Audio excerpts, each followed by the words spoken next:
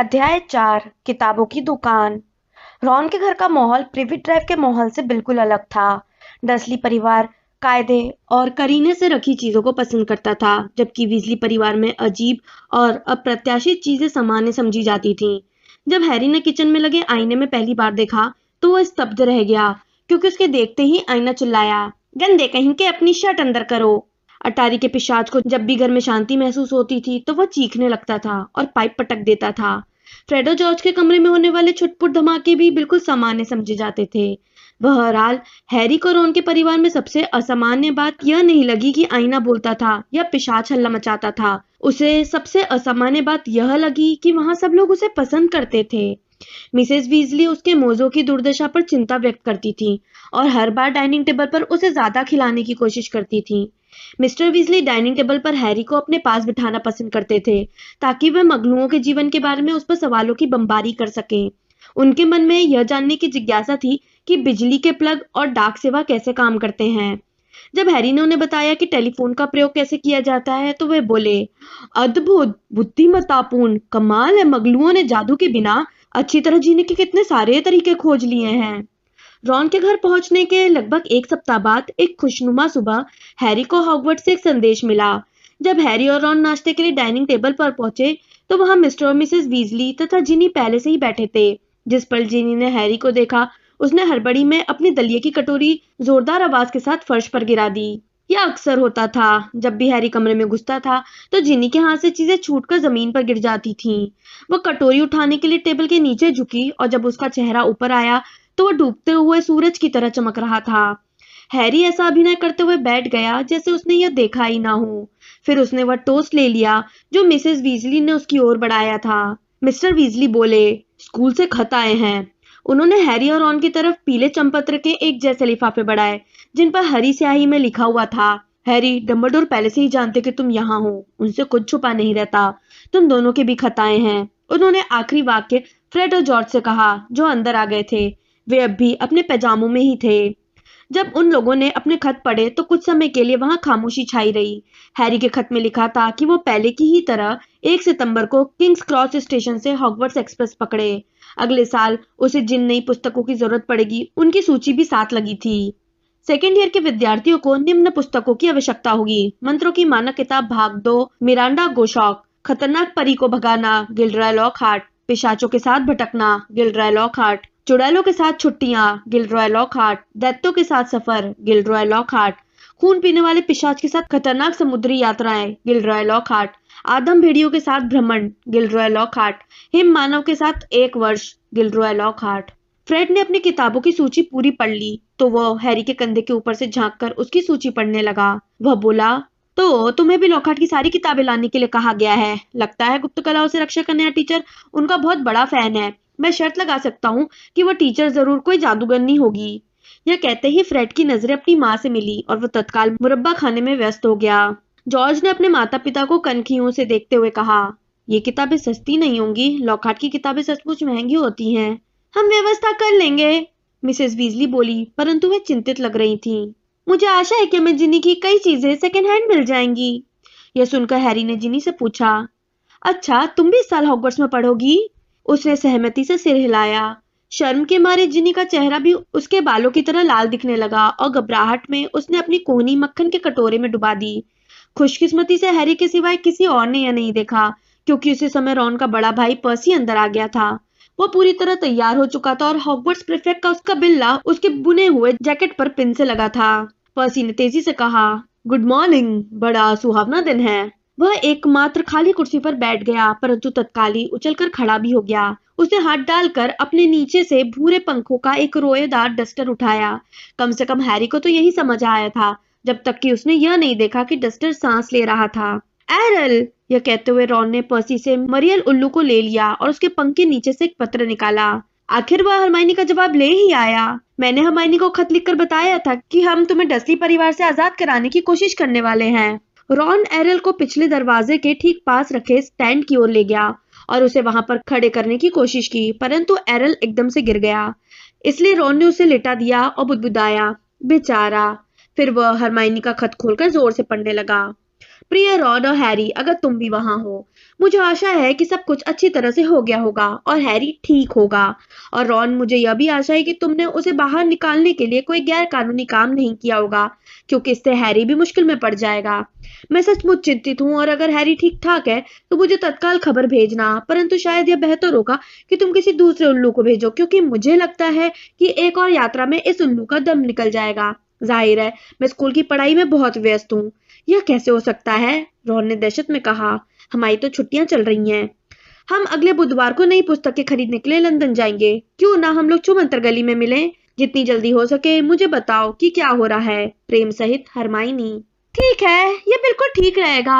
हम भी बुधवार को चलकर तुम्हारा सामान खरीद लेते हैं, मिसेस वीजली ने टेबल साफ करते हुए कहा। वैसे आज तुम्हारी क्या योजना है? तुम लोग क्या करने वाले हो? हैरी, रॉन, फ्रेड और जॉर्ज पहाड़ी पर बने वीजली परिवार के छोटे बाड़े में जाने की योजना बना रहे थे। बाड़े के चारों तरफ पेड़ लगे थे, इसलिए नीचे के गांव से वो जगह दिखती नहीं थी। इसका मतलब यह था कि अगर वे ज्यादा ऊंचाई पर न उड़े तो वहां क्विडिच की प्रैक्टिस कर सकते हैं। वे क्विडिच की असली गेंदों का प्रयोग नहीं कर सकते थे, क्योंकि अगर वे उनके हाथ से छूटकर गांव में पहुंच जाती तो उनका स्पष्टीकरण देना मुश्किल होता। इसके बजाय उन्होंने एक दूसरे की तरफ से फल फेंके। वे बारी बारी से हैरी के निम्बस 2000 पर चढ़े, जो निश्चित रूप से सर्वश्रेष्ठ झाड़ू थी। रॉन की पुरानी शूटिंग स्टार का तो यह हाल था कि तितलियां भी अक्सर इससे तेज उड़कर पास से निकल जाती थीं। 5 मिनट बाद वे पहाड़ी पर चढ़ रहे थे और उनके कंधों पर झाड़ुएं थीं। उन्होंने पर्सी से पूछा कि क्या वह भी उनके साथ चलना चाहता है, परंतु उसने कहा कि वह व्यस्त है। हैरी ने पर्सी को अब तक सिर्फ खाने या नाश्ते के वक्त ही देखा था। बाकी समय वो अपने कमरे में ही बंद रहता था। फ्रेड ने त्योरियां चढ़ाते हुए कहा, काश मुझे पता चल जाता कि उसके इरादे क्या हैं। वह पहले जैसा नहीं है, बल्कि बदला बदला लग रहा है। तुम्हारे आने से एक दिन पहले ही उसकी परीक्षा के परिणाम आए थे। उसे 12 OWL मिले हैं, परंतु वह जरा भी खुश नहीं हुआ। हैरी के चेहरे पर परेशानी के भाव देखकर जॉर्ज ने स्पष्ट किया, ऑर्डिनरी विजार्डिंग लेवल, बिल को भी 12 मिले थे। अगर हम सतर्क नहीं रहे तो हमारे परिवार का एक और सदस्य हेड बॉय बन जाएगा। मुझे नहीं लगता कि मैं इस शर्म को झेल पाऊंगा। भाइयों में बिल विजली सबसे बड़ा था। वह और उससे छोटा भाई चार्ली पहले ही हॉगवर्ट्स से निकल चुके थे। हैरी उन दोनों से कभी नहीं मिला था, परंतु वो जानता था कि चार्ली रोमानिया में ड्रैगनों का अध्ययन कर रहा था और बिल मिस्र में जादूगरों के बैंक ग्रीन गॉड के लिए काम कर रहा था। जॉर्ज ने कुछ समय बाद कहा, मैं नहीं जानता कि मम्मी डैडी इस साल हमारी किताबों का खर्चा कैसे उठा पाएंगे। लॉकहार्ट की किताबों के 5 सेट और जिनी के दुशाले, छड़ी और बाकी सब चीजों की भी जरूरत है। हैरी कुछ नहीं बोला। वो थोड़ा परेशान महसूस कर रहा था। लंदन में ग्रीन गॉड के भूमिगत तहखाने में उसके पास एक छोटा सा खजाना था, जो उसके माता पिता उसके लिए छोड़ गए थे। जाहिर है वो सिर्फ जादूगरों की दुनिया में ही अमीर था। मगलुओं की दुनिया में जादूगरों की मुद्रा यानी गैलियन, सिकल और नट्स का प्रयोग नहीं हो सकता था। उसने डसली परिवार से कभी ग्रीन गॉड के अपने बैंक खाते का जिक्र नहीं किया था। उसे लगता था कि जादू दुनिया की बाकी चीजों से उन्हें कितनी ही दहशत होती हो, परंतु शायद सोने के बड़े ढेर से उन्हें दहशत नहीं होगी। मिसेस विजली ने अगले बुधवार को सबको जल्दी जगा दिया। सबने जल्दी से 6 बेकन सैंडविच खाकर अपने कोट पहने। इसके बाद मिसेस विजली ने किचन के स्टैंड से फूलदान उठाया और उसके अंदर झांक कर देखा। वे आ भरती हुई बोली, यह खत्म हो रहा है, हमें आज थोड़ा और खरीदना पड़ेगा। अच्छा चलो, पहले मेहमान हैरी बेटा, हम लोग तुम्हारे बाद आएंगे। और उन्होंने फूलदान हैरी के सामने कर दिया। हैरी उन सबको घूरता रहा और वे भी उसे एकटक देखते रहे। फिर उसने हकलाते हुए कहा, पर मुझे करना क्या है? रॉन अचानक बोला, वो पहले कभी छू पाउडर से नहीं गया है। माफ करना हैरी, मैं तो ये भूल ही गया था। मिस्टर वीजली बोले, छू पाउडर से कभी नहीं गए? फिर तुम पिछले साल अपने स्कूल का सामान खरीदने के लिए छूमंतर गली तक कैसे गए थे? मैं ट्रेन से गया था। क्या सचमुच? मिस्टर वीजली ने उत्सुकता से कहा। क्या वहां पर एस्केपेटर्स यानी स्वचालित सीढ़ियां थीं? बिल्कुल ठीक ठीक बताओ, किस तरह? अभी नहीं आर्थर, मिसेस वीजली बोली। छू पाउडर उससे बहुत जल्दी पहुंचाता है, परंतु अब क्या होगा अगर हैरी पहले कभी छू पाउडर से नहीं गया है? फ्रेड बोला, वो ठीक तरह से पहुंच जाएगा मम्मी। हैरी, पहले हमें देखो कि हम कैसे जाते हैं। उसने फूलदान से चुटकी भर चमकता हुआ पाउडर निकाला, आग के पास पहुंचा और पाउडर को लपटों में फेंक दिया।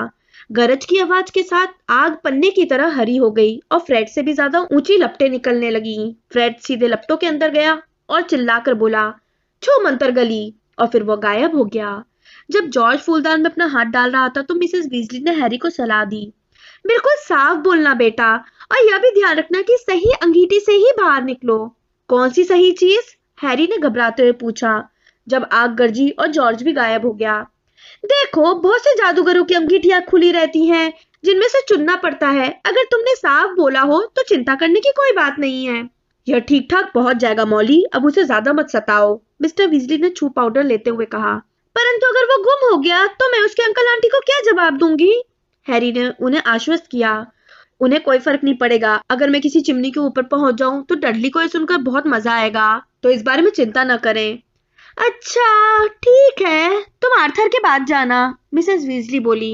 देखो, जब तुम आग के अंदर पहुंच जाओ तो बिल्कुल साफ बोलना कि तुम्हें कहाँ जाना है, और अपनी कोहनी को भी अंदर की तरफ रखना, रॉन ने सलाह दी।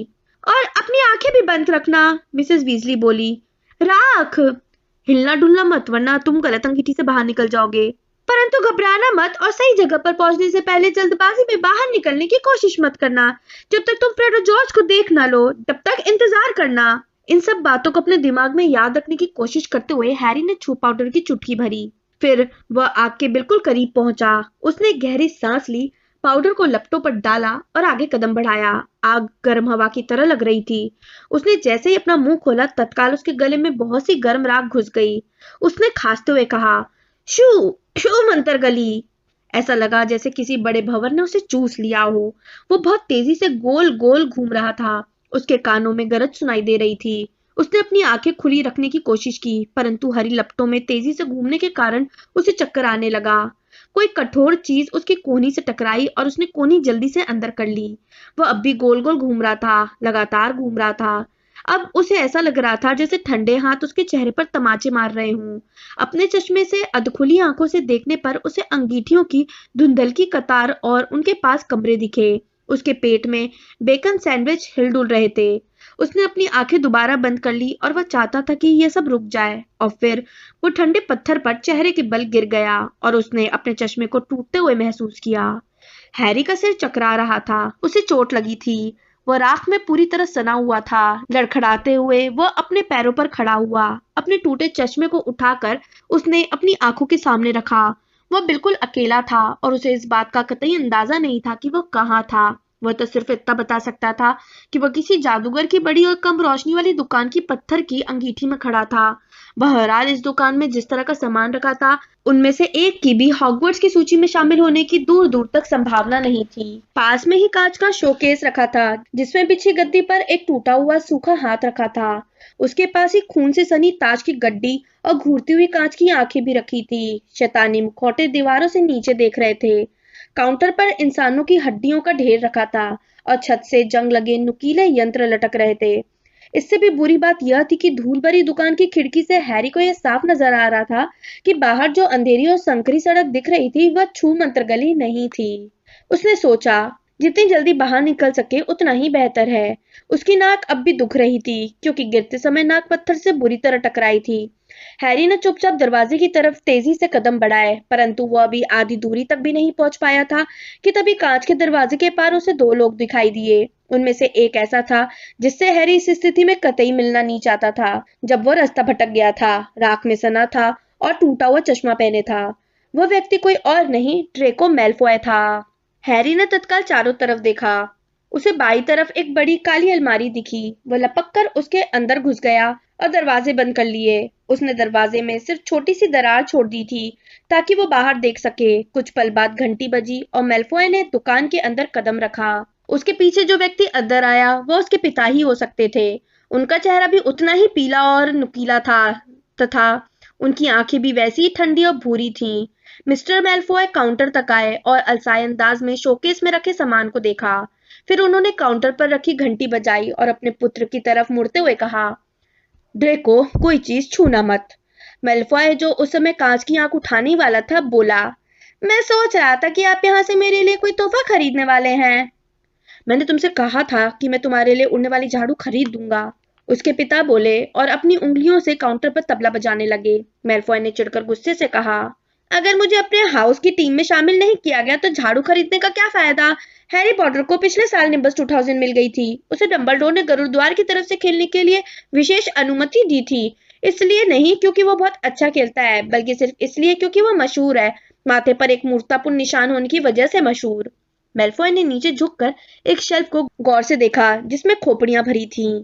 हर कोई सोचता है कि वो कितना स्मार्ट है, अपने निशान और अपनी जादुई झाड़ू के साथ कितना चमत्कारी है। तुम यह बात मुझे पहले भी कम से कम 10 बार बता चुके हो। मिस्टर मेलफॉय ने अपने पुत्र को गहरी ढाती नजरों से देखते हुए कहा।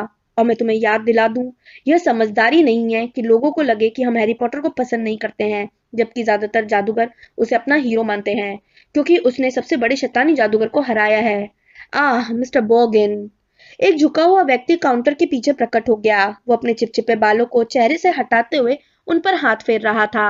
बोर्गिन ने अपने बालों की तरह ही चिकनी चुपड़ी आवाज में कहा, मिस्टर मैलफॉय, बहुत खुशी हुई कि एक बार फिर आपसे मुलाकात हो गई। मैं धन्य हो गया। और मास्टर मैलफॉय भी आए हैं, बड़े सौभाग्य की बात है। मैं आपकी क्या सेवा कर सकता हूँ? मैं आपको कुछ खास चीजें दिखाता हूँ जो आज ही आई हैं, उनकी कीमत भी ज्यादा नहीं है। मिस्टर मैलफॉय बोले, मिस्टर बॉगिन, मैं आज खरीदने नहीं बेचने आया हूँ। बेचने? बॉगिन के चेहरे की मुस्कान थोड़ी कम हो गई। जाहिर है आपने सुना ही होगा कि मंत्रालय आजकल बहुत छापे मार रहा है। मिस्टर मेलफॉय ने यह कहते हुए अंदर वाली जेब से चंपत्र का रोल निकालकर उसे खोला ताकि बॉगिन उसे पढ़ सके। अगर मंत्रालय ने मेरे घर पर छापा मारा तो वहां पर बहुत कुछ ऐसा सामान है जो मुझे मुश्किल में डाल सकता है। बॉगिन ने लटकने वाला चश्मा अपनी नाक पर चढ़ाकर सूची पर नजर डाली। निश्चित रूप से मंत्रालय आपको कर्ज देने की जरूरत नहीं करेगा सर। मिस्टर मेलफॉय का होंठ सिकुड़ गया। वे अब तक मेरे घर की चौखट तक नहीं आए हैं। मेलफॉय नाम का अब भी कुछ सम्मान है, परंतु मंत्रालय दिनों दिन ज्यादा दखल अंदाजी कर रहा है। किसी नए मगलू संरक्षण अधिनियम के बारे में अफवाहें फैल रही हैं। बेशक इसके पीछे उस नीच मगलू प्रेमी मूर्ख आर्थर वीजली का हाथ होगा। हैरी को अपने अंदर गुस्से का तेज झोंका महसूस हुआ। और जैसा कि आप देख सकते हैं, इनमें से कुछ जहर ऐसे हैं। जाहिर है मैं समझ सकता हूँ सर, बॉगिन ने कहा। मुझे देखने दें। क्या मैं वो ले सकता हूँ? गद्दी पर रखे सूखे हाथ की तरफ इशारा करते हुए ड्रेको बीच में बोला। बॉगिन ने मिस्टर मेलफॉय की सूची पर से ध्यान हटाया और ड्रेको के पास लपकते हुए कहा, अच्छा वह हाथ जो संपत्ति दिलाए, बस इसके अंदर एक मोमबत्ती डालो और वो मोमबत्ती सिर्फ इसे थामने वाले को ही रोशनी देगी। चोर उच्चकों का सबसे अच्छा दोस्त। आपके बेटे की पसंद बहुत बढ़िया है सर। बॉगिन, मुझे आशा है कि मेरा बेटा चोर उच्चकों से बेहतर है, मिस्टर मेलफॉय ने ठंडे लहजे में कहा। मिस्टर बॉगिन तत्काल बोले, मेरा वो मतलब नहीं था सर, कतई नहीं था। हालांकि अगर उसके स्कूल के नंबर नहीं सुधरे, मिस्टर मेलफॉय और भी ठंडे लहजे में बोले, तो वो शायद चोर उचक्के के सिवाय और कुछ बन भी नहीं पाएगा। ड्रेको ने पलटकर कहा, इसमें मेरी कोई गलती नहीं है। हर्माइनी ग्रेंजर सारे टीचर्स की चहेती है। मिस्टर मेलफॉय ने फटकारते हुए कहा, तुम्हें शर्म आनी चाहिए कि मगलू परिवार की एक लड़की हर विषय में तुमसे ज्यादा नंबर लाई है। हाँ, हैरी ने मनी मन कहा, और वह देखकर खुश था कि ड्रेको शर्मिंदा भी था और क्रोधित भी। बोगिन ने अपनी चिकनी चुपड़ी आवाज में कहा, सब जगह यही हाल है। शुद्ध खून वाले जादूगरों का महत्व हर जगह घटता जा रहा है। मिस्टर मेलफॉय ने अपने दथूने फैलाते हुए कहा, परंतु मेरी नजर में नहीं। मेरी नजर में भी नहीं सर, बोगिन ने बहुत नीचे झुकते हुए कहा। अगर ऐसा है तो हम एक बार फिर मेरी सूची पर आ जाएं। मिस्टर मेलफॉय ने थोड़े रुखेपन से कहा, मैं थोड़ी जल्दी में हूँ बॉगिन, मुझे आज कहीं और जाकर एक महत्वपूर्ण काम करना है। वे मोलभाव करने लगे। हैरी घबरा गया जब उसने यह देखा कि ड्रेको उसके छुपने की जगह के करीब आता जा रहा था और दुकान में रखे सामानों को गौर से देख रहा था। वो फांसी के फंदे की लंबी रस्सी को देखने के लिए रुका। फिर वो मोतियों के बहुत सुंदर नेकलेस पर लगे कार्ड को पढ़ने लगा। चेतावनी, इसे न छुएं। शापित, अब तक 19 मगलू मालकिनों की जान ले चुका है। ड्रेको मुड़ा और उसे अपने ठीक सामने अलमारी दिखी। वह आगे बढ़ा। उसने हैंडल की तरफ अपना हाथ बढ़ाया। ठीक है, मिस्टर मेलफॉय ने काउंटर पर कहा, चलो ड्रेको। जब ड्रेको पलटा तो हैरी ने अपनी आस्तीन से माथे का पसीना पोंछा। मिस्टर बोगिन, आपका दिन अच्छा गुजरे। सामान देने के लिए मैं कल अपनी जागीर पर आपका इंतजार करूंगा। जिस पल दरवाजा बंद हुआ, बोगिन ने अपना चिकना चुपड़ा अंदाज छोड़ दिया। आपका दिन अच्छा गुजरे मिस्टर मेलफॉय, और अगर लोग जो कहते हैं वह सच है तो आपकी जागीर में जितना सामान छुपा है उसका आधा भी आपने मुझे नहीं बेचा है। बूढ़े स्वर में बड़बड़ाते हुए बोर्गिन पीछे के कमरे में गायब हो गया। हैरी ने 1 मिनट तक इंतजार किया कि कहीं वो वापस ना आ जाए। फिर वो बिना कोई आवाज किए अलमारी से बाहर निकला और कांच के शोकेस को पार करता हुआ दुकान के दरवाजे से बाहर निकल गया। अपने चेहरे पर टूटे चश्मे को पकड़कर उसने चारों तरफ देखा। वो एक गंदी सी गली में था जो गुप्त कलाओं को समर्पित दुकानों से भरी थी। बोर्गिन एंड बर्क्स नाम की जिस दुकान से वो अभी अभी निकला था, वो सबसे बड़ी दिख रही थी। बहरहाल उसे अपने ठीक सामने वाली दुकान की भयानक खिड़की में प्रदर्शन के लिए रखी खोपड़ियां दिखीं। 2 दुकान छोड़कर एक बड़े पिंजरे में दैत्याकार काली मकड़ियां रखी थीं। 2 घटिया से दिखने वाले जादूगर बुदबुदा कर बातें कर रहे थे। आशंकित महसूस करते हुए हैरी चल दिया। उसे अपने चश्मे को सीधे थामे रखने की कोशिश की और आशा की कि वो किसी तरह वहां से निकलने का रास्ता खोज ही लेगा। जहरीली मोमबत्तियां बेचने वाली दुकान के ऊपर लकड़ी का एक पुराना बोर्ड था, जिस पर लिखे सड़क के नाम से उसे पता चला कि वो छूमंतर गली में नहीं बल्कि शूमंतर गली में था। इससे हैरी को कोई मदद नहीं मिली, क्योंकि उसने कभी इस गली का नाम नहीं सुना था। बहरहाल वो इतना जरूर समझ गया कि वीजली परिवार के यहाँ आग में उसके मुंह में राख भर गई थी, इसलिए वो पर्याप्त स्पष्टता से नहीं बोल पाया था। शांत बने रहने की कोशिश करते हुए वो सोच रहा था कि क्या किया जाए। बच्चे, तुम खो गए हो क्या? उसके कान में एक आवाज आई, जिसे सुनकर वो उछल पड़ा। एक बूढ़ी जादूगरनी उसके सामने खड़ी थी। उसके हाथ में एक भयानक ट्रे थी, जो इंसान के साबुत नाखूनों से भरी दिख रही थी। जब जादूगरनी ने हैरी की तरफ कुटिल दृष्टि डाली, तो उसके काई भरे दांत स्पष्ट दिख रहे थे। हैरी पीछे हटा। मैं ठीक हूँ, धन्यवाद, उसने कहा। मैं तो बस। हैरी, तुम वहां क्या कर रहे हो? हैरी का दिल उछलने लगा। जादूगरनी भी उछल पड़ी और उसके हाथ की ट्रे से बहुत से नाखून उसके पैरों पर गिर पड़े। वह गालियां देने लगी जब हैग्रिड यानी कि हॉगवर्ट्स के मैदान के रखवाले का विशाल शरीर उनकी तरफ आया। उसकी बीटल जैसी काली आंखें उसकी बड़ी और घनी दाढ़ी के ऊपर चमक रही थी। हैग्रिड, हैरी ने राहत की सांस छोड़ते हुए कहा, मैं गुम हो गया था। छू पाउडर। हैग्रिड ने हैरी की गर्दन पकड़कर उसे जादूगरनी से दूर खींचा, जिससे जादूगरनी की ट्रे को धक्का लगा और वो नीचे गिर गई। जादूगरनी की चीखें सारे रास्ते उनके पीछे पीछे घुमावदार गली में आती रहीं, जब तक कि वे सूरज की चमकती रोशनी में नहीं पहुंच गए। हैरी को दूर एक जानी पहचानी बर्फ जैसी सफेद संगमरमर की इमारत दिखी, ग्रीन गॉड बैंक। हैग्रिड उसे सीधे छूमंतर गली में ले आया था। हैग्रिड ने रूखेपन से कहा, तुम्हारी हालत बहुत खराब है। फिर उसने हैरी के कपड़ों से राख झाड़ने के लिए इतनी ताकत से उसकी पीठ पर हाथ मारा कि हैरी औषधियों की दुकान के बाहर रखे ड्रैगन के गोबर के पीपे में गिरते गिरते बचा। शूमंतर गली में भटक रहे थे, हम नहीं आते तो। बहुत भयानक जगह है हैरी, नहीं चाहते कि कोई तुम्हें वहां देखे। मुझे इस बात का एहसास हो गया था, हैरी ने कहा, और जब हैग्रिड ने दोबारा उसकी राख झाड़ने की कोशिश की तो वो झुककर बच गया। मैंने तुम्हें बताया ना कि मैं खो गया था। वैसे तुम वहां क्या कर रहे थे? हम वहां घोंघों की दवा लेने गए थे, हैग्रिड ने घुर्राते हुए कहा। वे स्कूल की सब्जियां खा जाते हैं, तुम अकेले तो नहीं आए हो? हैरी ने स्पष्ट किया, मैं वीजली परिवार के घर पर ठहरा हूँ, परंतु हम अलग अलग हो गए। मुझे जाकर उन्हें खोजना होगा। वे साथ साथ सड़क पर चलने लगे। हैग्रिड ने पूछा, तुमने हमारे खत का जवाब क्यों नहीं दिया? हैरी को उसके साथ चलने के लिए दौड़ना पड़ रहा था। हैग्रिड के विशालकाय जूतों के एक कदम की बराबरी करने के लिए उसे 3 कदम चलना पड़ता था। हैरी ने डॉबी और डसली परिवार की सारी कहानी सुनाई। बदमाश मगलू, हैग्रिड गुर्राया, अगर हमें पता होता। हैरी, हैरी, यहाँ ऊपर, एक आवाज आई। जब हैरी ने ऊपर देखा तो ग्रीनगॉट की सफेद सीढ़ियों के सबसे ऊपर उसे हरमाइनी ग्रेंजर खड़ी दिखी।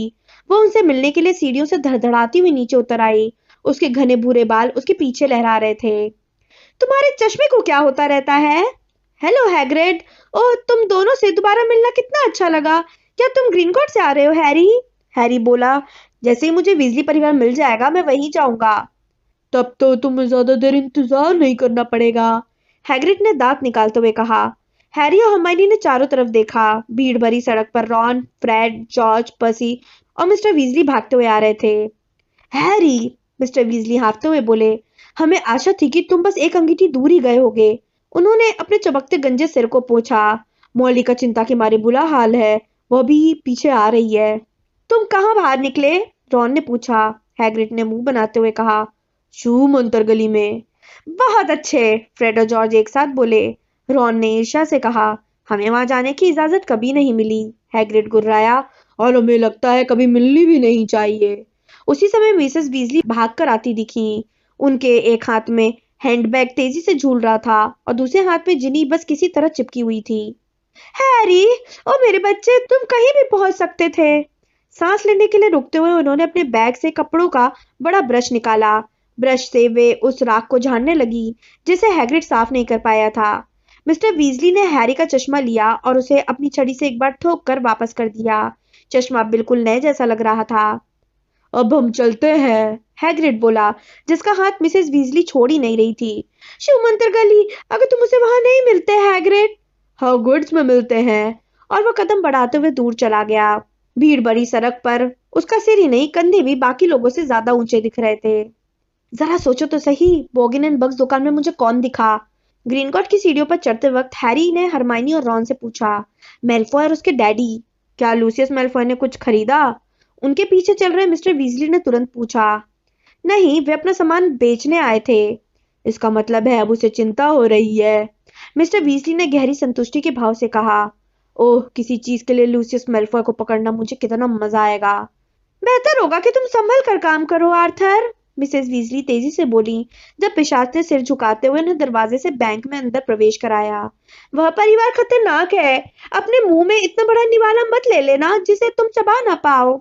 तो तुम्हें नहीं लगता कि मैं लूसियस मेल्फॉय से टक्कर ले सकता हूँ? मिस्टर वीजली ने गुस्से से कहा। परंतु उसी समय उन्हें हरमाइनी के माता पिता दिख गए, जिससे उनका ध्यान हट गया। हरमाइनी के माता पिता कुछ परेशान से काउंटर पर खड़े थे, जो संगमरमर के बड़े हॉल में पूरे आगे तक था। वे इस बात का इंतजार कर रहे थे कि हरमाइनी उनका परिचय करवाए। वाह, आप लोग तो मगलू हैं, मिस्टर वीजली ने खुश होते हुए कहा। इस खुशी में एक एक पैग पीना चाहिए। आपके हाथ में क्या है? अच्छा, तो आप लोग मगलुओं के धन को बदल रहे हैं। मॉली देखो। उन्होंने मिस्टर ग्रेंजर के हाथ में रखे 10 पाउंड के नोटों की तरफ रोमांचित स्वर में संकेत किया। हम तुमसे लौट कर यही मिलते हैं, रॉन हरमाइनी से बोला जब ग्रीनगॉट का एक और पिशाच हैरी तथा वीजली परिवार को उनकी भूमिगत तिजोरियों की ओर ले गया। तिजोरियों तक पहुंचने के लिए पिशाच चलित छोटी गाड़ियों से जाना पड़ता था।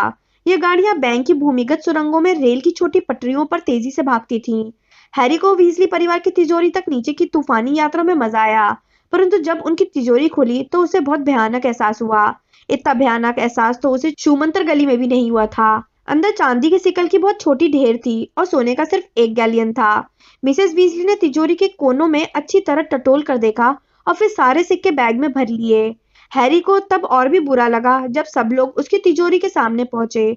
उसने कोशिश की कि वो बाकी लोगों को यह न देखने दे कि अंदर कितना सारा धन है, इसलिए उसने जल्दी से अपने चमड़े के बैग में कुछ मुट्ठी भर सिक्के डाल लिए। बाहर संगमरमर की सीढ़ियों पर लौटने के बाद वे सब अलग अलग हो गए। पर्सी स्पष्टता से बुदबुदाया कि उसे नई कलम खरीदना है। फ्रेड और जॉर्ज को हॉगवर्ट्स का अपना मित्र ली जॉर्डन दिख गया। मिसेस वीजली और जिनी सेकंड हैंड दुशालों की दुकान में जा रही थी।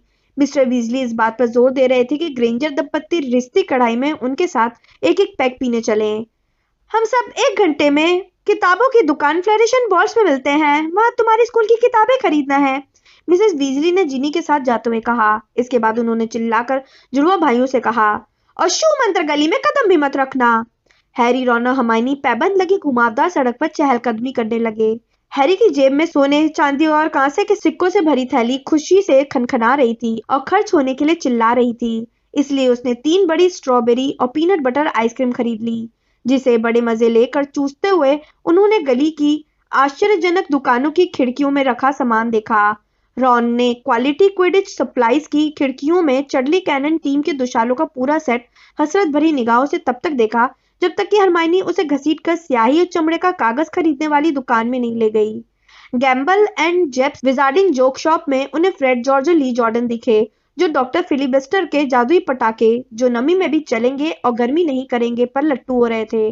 फिर उन्हें कबाड़ के सामने एक छोटी दुकान दिखी जिसमें टूटी छड़ियां भरी थी, पीतल के ठुलमुल तराजू रखे थे और जादुई काड़ों के धब्बे लगे पुराने चोगे रखे थे।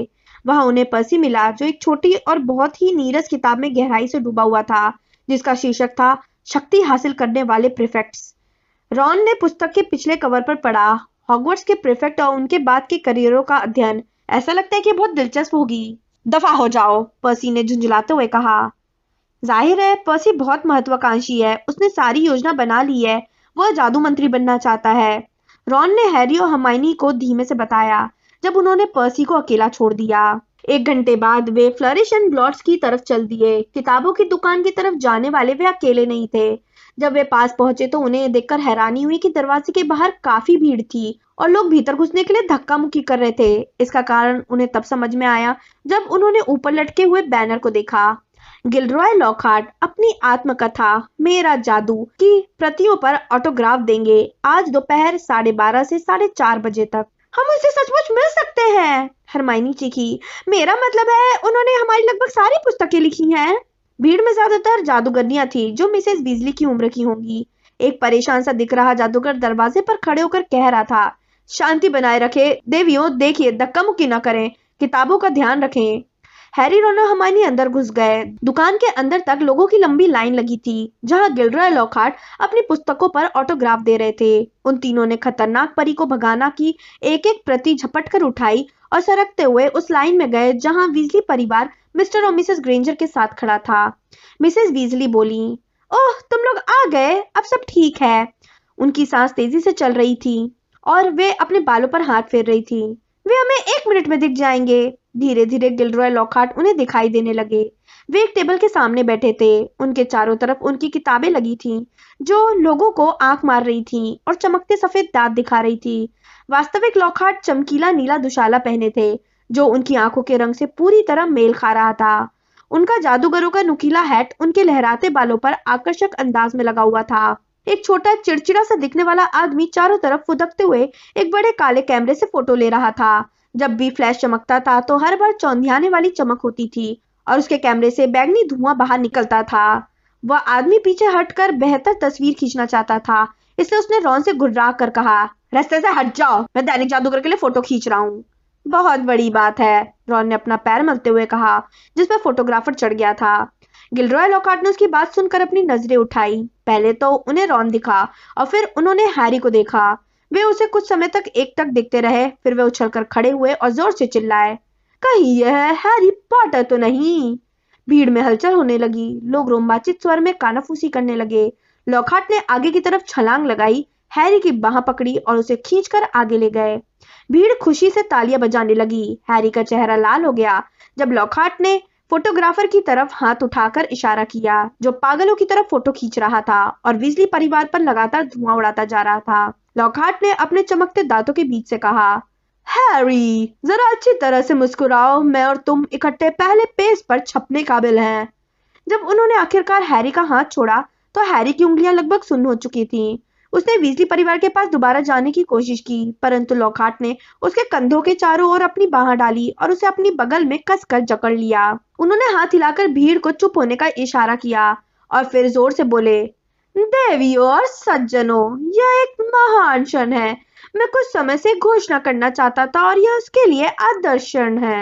आज जब हैरी किताब की दुकान में आया तो वह सिर्फ मेरी जीवनी खरीदना चाहता था, जो मैं उसे खुशी खुशी तोहफे में दे रहा हूँ, बिल्कुल मुफ्त। भीड़ ने एक बार फिर तालियां बजाई।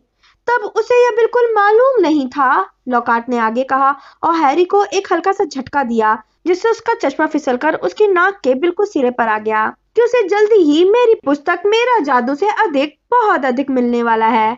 सच तो यह है कि उसे और उसके स्कूल के साथियों को असली मैं खुद मिलने वाला हूँ।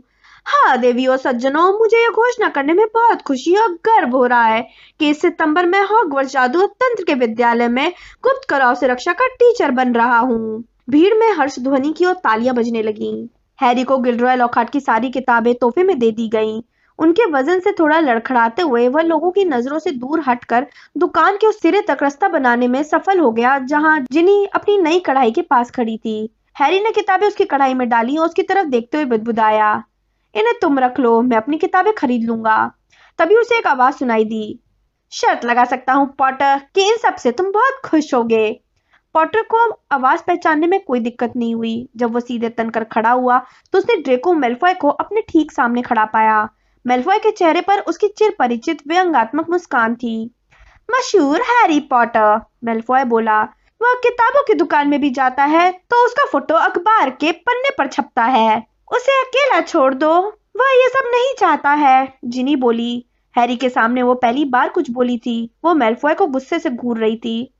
अरे वाह पॉटर, तुमने अपने लिए गर्लफ्रेंड ढूंढ ली है, मैल्फॉय ने कहा।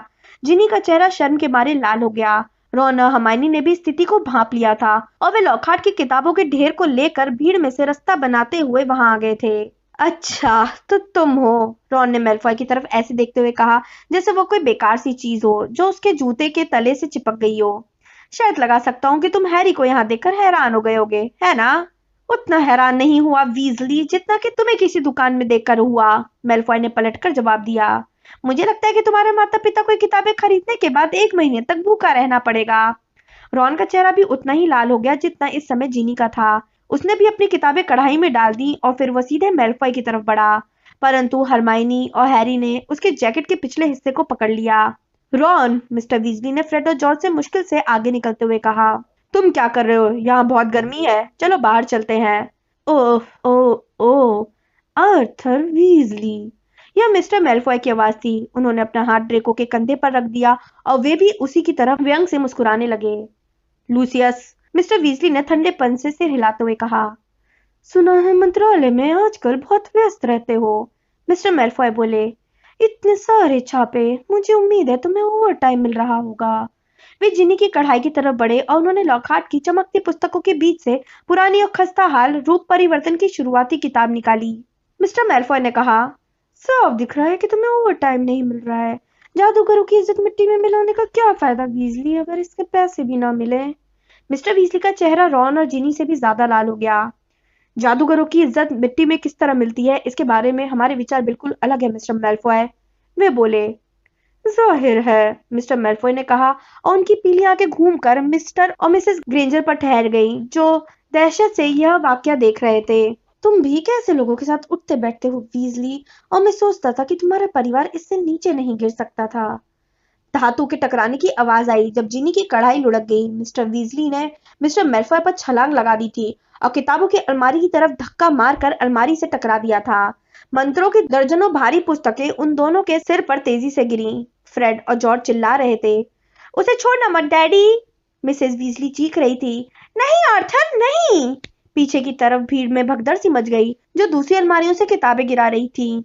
दुकान का कर्मचारी कह रहा था, सज्जनों मेहरबानी करके शांत हो जाएं, मेहरबानी करके शांत हो जाएं। और तभी इन सब आवाज से ज्यादा तेज आवाज सुनाई दी, सज्जनों अलग हो जाएं, अलग हो जाएं। हैग्रिड किताबों के समुद्र के बीच से तैरता हुआ उनकी तरफ आ रहा था। एक ही पल में उसने मिस्टर वीजली और मिस्टर मेलफॉय को अलग कर दिया। मिस्टर वीजली का होंठ कट गया था और मिस्टर मेलफॉय की आंख पर जहरीले कुकरमुत्तों का इंसाइक्लोपीडिया से चोट लगी थी। मिस्टर मेलफॉय अब भी जिनी की रूप परिवर्तन की पुरानी किताब पकड़े थे। उन्होंने इसे जिनी की तरफ बढ़ाया और उनकी आंखें दुर्भावना से चमक रही थी। लो लड़की, अपनी किताब लो, तुम्हारे पिता तुम्हें इससे अच्छी किताब नहीं दिला सकते। हैग्रिड की पकड़ से आजाद होते हुए उन्होंने ड्रेको की तरफ इशारा किया और दुकान से बाहर निकल गए। तुम्हें उन्हें नजरअंदाज कर देना चाहिए था आर्थर। हैग्रिड ने अपनी दुशालों की सलवटों को ठीक कर रहे मिस्टर वीजली को इतना ऊपर उठा दिया कि उनके पैर हवा में लटक रहे थे। पूरा का पूरा परिवार बेकार है, सब लोग ये बात जानते हैं। एक भी मेलफॉय इस लायक नहीं है कि उनकी बात पर ध्यान दिया जाए। खराब खून, यही इसका कारण है। अब चलो यहाँ से बाहर चलते हैं। दुकान के कर्मचारी ने उन्हें ऐसा देखा जैसे वह उन्हें बाहर निकलने से रोकना चाहते हो, परंतु वह मुश्किल से हैग्रिड की कमर तक आ रहा था, इसलिए उसने अपने इस विचार पर अमल न करने में ही समझदारी समझी। वे लोग सड़क पर तेजी से चलने लगे। ग्रेंजर परिवार डर के मारे कांप रहा था और मिसेस वीजली गुस्से में आग बबूला हो रही थी। अपने बच्चों के सामने बहुत बढ़िया उदाहरण पेश किया, सबके सामने मारा मारी करना। गिल्डरॉय लॉकहार्ट ने क्या सोचा होगा? वे तो खुश थे, फ्रेड बोला। जब हम बाहर निकल रहे थे तो आपने उनकी बात नहीं सुनी। वे दैनिक जादूगर के पत्रकार से बोल रहे थे कि वह अपनी खबर में इस लड़ाई का जिक्र जरूर करे। उन्होंने कहा कि इससे उनका बहुत अच्छा प्रचार होगा। बहरहाल रिश्ती कढ़ाई की अंगीठी की तरफ लौटते समय उन सबके चेहरे की चमक फीकी थी। यहाँ से हैरी वीजली परिवार और उनके द्वारा खरीदा गया सारा सामान छू पाउडर के सहारे रॉन के घर जाने वाला था। उन्होंने ग्रेंजर दंपत्ति से विदा ली, जो वहां से निकलकर दूसरी ओर की मगलू सड़क पर जा रहे थे। मिस्टर वीजली उनसे यह पूछना चाहते थे कि बस स्टॉप कैसे काम करते हैं, परंतु मिसेस वीजली के चेहरे के भाव को देखकर उन्होंने ये सवाल नहीं पूछा। छू पाउडर की चुटकी भरने से पहले हैरी ने अपना चश्मा उतारा और अपनी जेब में सुरक्षित रख लिया। निश्चित रूप से यात्रा करने का यह तरीका उसका मनपसंद तरीका नहीं था।